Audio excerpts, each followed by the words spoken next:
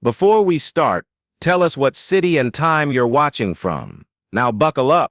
They expected us to lag behind. For centuries, the Galactic Empire had mapped, cataloged, and graded every newly discovered civilization by one metric: technological compatibility. Not intelligence, not culture, just how closely their systems aligned with known tech trees, propulsion, energy, weapons, AI, and Earth. We didn't fit. When the first probe reached Terran orbit, the Empire didn't even bother sending a diplomatic envoy. They dispatched a survey drone. Cold, efficient, arrogant. What it found should have been impossible. Not advanced, not miraculous, just wrong. Engines that defied measurable exhaust dynamics. Weapons that had no thermal bloom. AI that operated without core code signatures. It wasn't just that our tech worked differently. It was that their laws of physics said it shouldn't work at all, so they assumed it was fake, a show, a primitive race putting on fireworks for the stars, until they tried to disable one of our satellites. The pulse was clean, non-lethal, just a short-range electromagnetic disruptor, the kind used to test new civilizations gently to see if they understood shielding. Our satellite didn't move. It responded, not with a return pulse, but with a signal. 3 words. In flawless high galactic, we see you. The Empire paused. For the first time in generations, they paused. Not because the satellite could speak, but because no one had taught it that language. No broadcast. No Rosetta protocol. They rechecked their logs. The satellite had received the initial survey probe's metadata only once, and still, it had translated, contextualized, and replied with perfect syntax and controlled tone. That shouldn't have been possible. They called in a second-tier reconnaissance team. Higher clearance, better tech. It didn't return. Its systems blacked out 10 seconds into orbit. When it came back online, every core command had been replaced. Not wiped, rewritten, by something that shouldn't have been able to even interpret the architecture. The Empire shifted from curiosity to concern. They sent a fleet, small, contained, nothing aggressive, just observation through pressure, as the Council liked to say. They never made it past the asteroid belt. One by one, their ships simply stopped, not exploded, not damaged, just inert, drifting like metal corpses, with every system reading intact, null function, like someone had turned off the laws that made them move. That was when the phrase appeared, burned into the transmission logs of every disabled ship. In Terran Latin, non comprehendes, ergo times. You do not understand, so you fear. The Council still didn't believe it. They called it a trick, a misread, a regional anomaly, so they escalated. This time, they sent Dr. Vate Kular, one of the Empire's top xenotech auditors. He had mapped 71 civilizations, personally dismantled 3 rebellions with logic alone, and wrote the book on detecting tech fraud. He arrived on Earth with confidence. He left with none, because what he found wasn't just foreign, it was wrong. Human processors that didn't hum, they pulsed. Data streams that weren't transmitted, they appeared.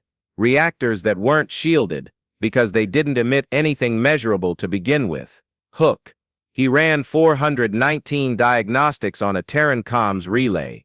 Every single one came back with the same conclusion: undefined behavior, functioning within impossible parameters. He demanded access to our archives. We gave him a book, an actual book, no code, no interface, just ink and pages. He opened it and laughed, thought it was a joke, until he turned to page 27 and read a formula that shouldn't have existed for 400 more galactic cycles, a physics model that predicted the collapse of foldstream travel, a method the Empire had only recently begun to question after unexplained disappearances in deep jump sectors. The model was handwritten by a human scientist, dated 1972. Hook. Impossible, he whispered. But the book didn't care. Then he found the worst part. We didn't even use that model anymore. We had moved past it. We'd broken a ceiling the rest of the galaxy didn't know existed. And we'd done it quietly. No galactic acclaim. No council submission. Just moved on. as if their entire empire was a chapter we had already read and left behind. Dr. Kular returned to the empire. He didn't speak publicly again. 3 months later he disappeared. Some say he went into exile. Others believe Earth offered him asylum, and he took it. But his final private report was leaked. Just 6 words. They are not advancing. They are waiting. The Empire did what all empires do when they're scared. They prepared for war. They didn't announce it, of course.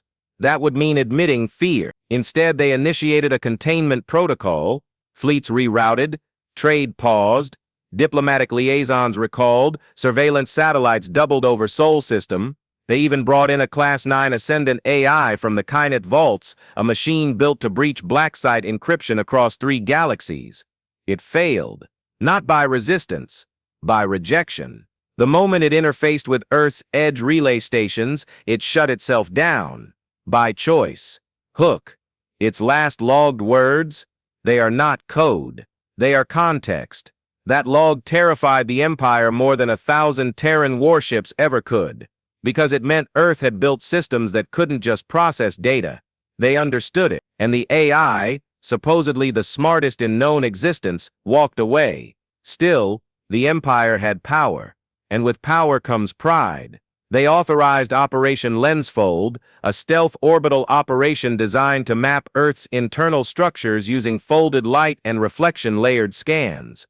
It was foolproof. They launched the system from a remote asteroid base. It returned 2 seconds later, with one image, not of the planet, but of the inside of the Empire's own War Council chamber, perfectly rendered, real-time. The photo was labeled, "Return the Gaze." That night, 3 members of the council resigned. One went into self-imposed exile. The 4th, Lord Prector Gel, head of military development, argued that Earth posed an existential threat. They don't need ships, he said. They've already breached our imagination. Hook. We used to fear weapons, he added. Now we fear that their silence might be deliberate. So finally, the Empire did the unthinkable. They opened comms and asked for a meeting. Not a summons, not an investigation, a conversation. The Terran reply came not from Earth, but from Titan, Saturn's largest moon, long thought by the Empire to be a frozen outpost.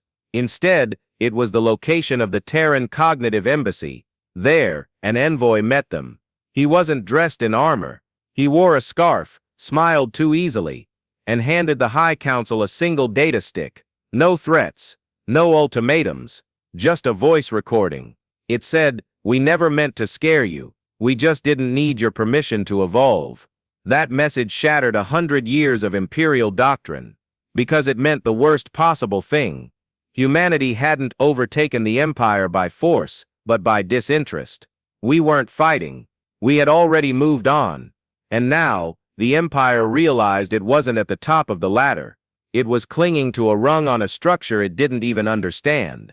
But here's the part they never told anyone outside the council. After the envoy left, one of their scientists ran a passive scan on the data stick he'd left behind. No transmission, no connection, just a storage device. Except, it was growing. Not in size, in depth. Every time they scanned it, more data appeared. Books, star maps, equations, languages, doctrines. By the 4th hour, it began replicating itself onto their own systems. Non-invasively, like it was sharing, not dominating, teaching. Hook. It's like they're not trying to win, the lead scientist whispered. They're trying to lift us up. The council didn't know what to do. Half wanted to restrict all Terran access. The other half, they wanted to learn. Because for the first time in millennia, the Empire had found something it couldn't conquer. A civilization that didn't want anything from them. A year passed.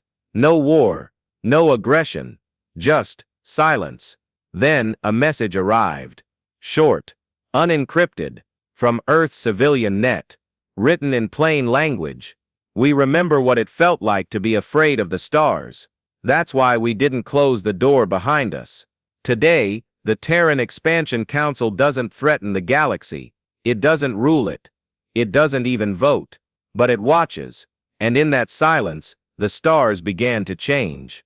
Species once proud of their fleets began dismantling them. Not in shame, but in curiosity. They wanted to understand. And in time, they stopped fearing the impossible, because the impossible had already shaken their hand. Illyra Rain, the same young diplomat the Empire once called irrelevant, now teaches at the Intergalactic Forum of Unified Science, not as a politician, but as a reminder of what happens when evolution doesn't knock. It simply opens the door and waits. If this story expanded your mind, like, comment, and share it with someone who still believes that silence can be stronger than sound. We'll be back next time, when humanity whispers and the galaxy listens.